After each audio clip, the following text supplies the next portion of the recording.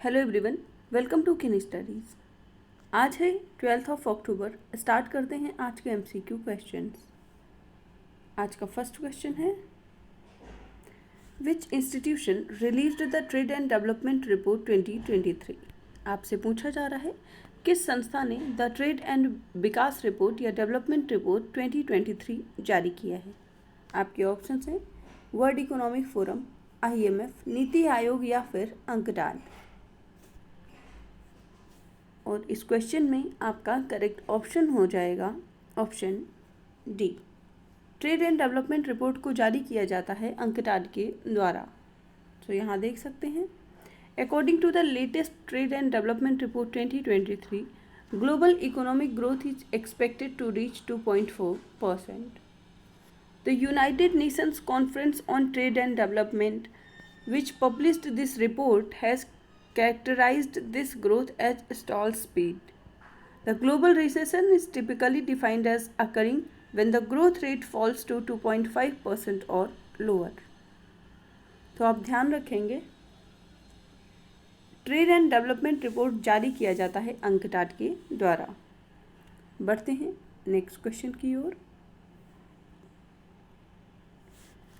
IMF raises India's financial year 23-24's growth forecast to what percent from 6.1%?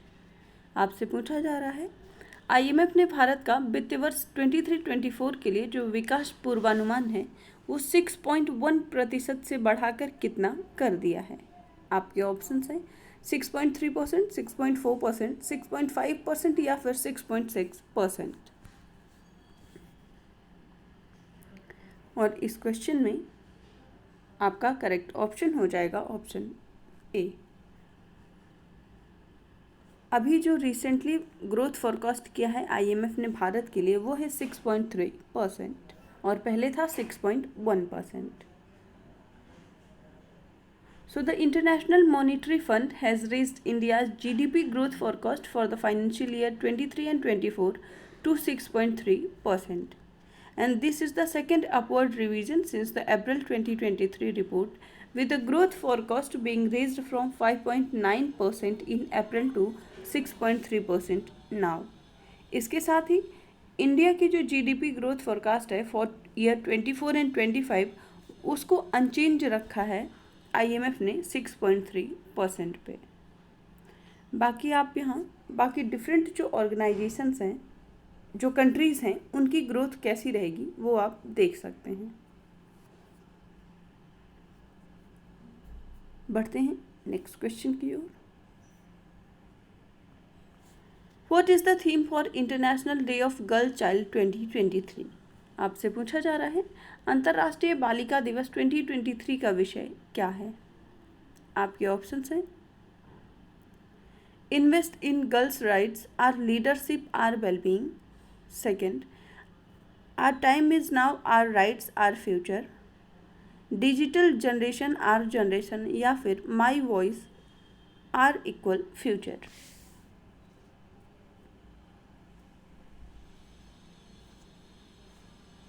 और इस question में आपका correct option हो जाएगा ऑप्शन ए। इस वर्ष अंतर्राष्ट्रीय बालिका दिवस का जो थीम है वो है invest in girls rights, are leadership and our wellbeing. So यहाँ देख सकते हैं, international girl child day is observed annually on 11th October and the day aims to focus on the importance of girls' education and their rights. On December 19, 2011, United Nations General Assembly adopted a resolution 66/170 to declare October 11 as the International Day of the Girl Child.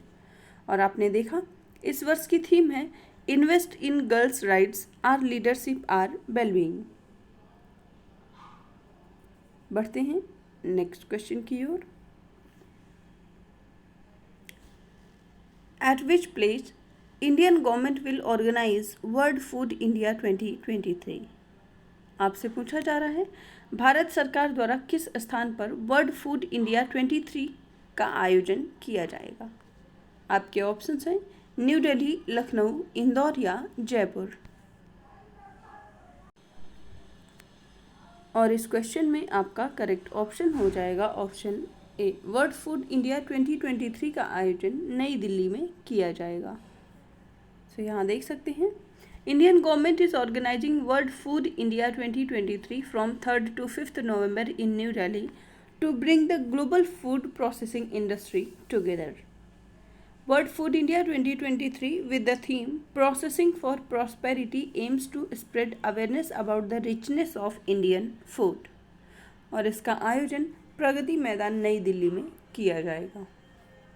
बढ़ते हैं next question की ओर। Which city has emerged as the global IT services powerhouse surpassing Bangalore in the GCC setup? आपसे पूछा जा रहा है GCC setup में बेंगलुरु को पछाड़कर कौन सा शहर वैश्विक IT सेवा पावर हाउस के रूप में आगे आया है? आपके ऑप्शंस हैं कोलकाता, मुंबई, हैदराबाद या गुरुग्राम। और इस क्वेश्चन में आपका करेक्ट ऑप्शन हो जाएगा ऑप्शन सी। ऐसा करने वाला शहर है हैदराबाद। तो यहाँ देख सकते हैं, Hyderabad India has solidified its position as a premier global services destination driven by its exceptional talent pool, advanced technological infrastructure and robust government support, according to Everest Group. Historically, Bangalore had dominated the global service delivery landscape in India since 1990s. पर अभी हैदराबाद ने बेंगलुरु को सरपास कर दिया है। बढ़ते हैं next question की ओर। Which country will take over the chairmanship of Indian Ocean Rim Association during the 23rd Council of Ministers meeting? आपसे पूछा जा रहा है 23वीं मंत्रिपरिषद की बैठक के दौरान हिंद महासागर रिम एसोसिएशन की अध्यक्षता कौन सा देश करेगा? आपके ऑप्शंस हैं इंडिया, बांग्लादेश, नेपाल या श्रीलंका। और इस क्वेश्चन में आपका करेक्ट ऑप्शन हो जाएगा ऑप्शन डी। इस बार इसकी अध्यक्षता करने वाला है श्रीलंका। सो यहाँ देख सकते हैं,